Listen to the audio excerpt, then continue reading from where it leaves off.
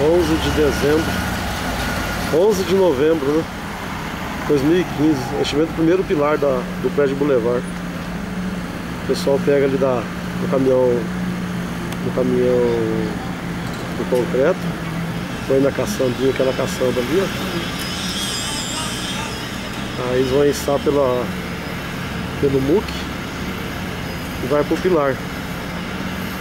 Enchimento do primeiro pilar do prédio Boulevard da Avenida Celso Garcia Cid, 1333, Londrina.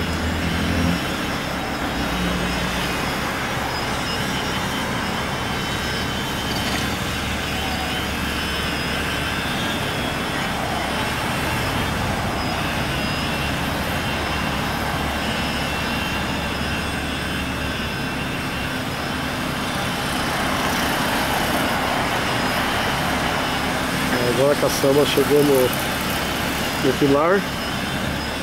Eles vão abrir ele ali, ó, e o concreto vai descer, ó. Olhando o concreto descer. O funcionário abriu a coisa, vai lá, o concreto começa a descer.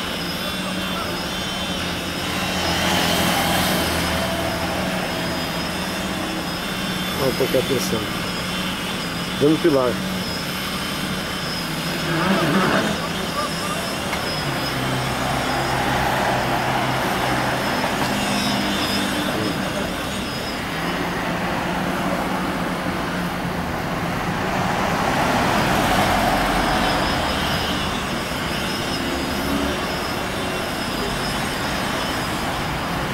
Já encheu já por vez.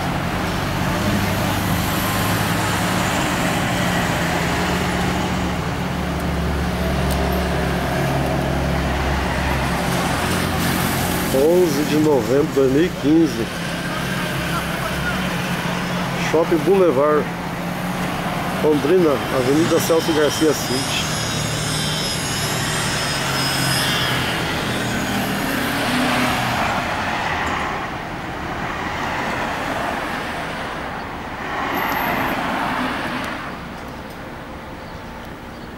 Até o próximo.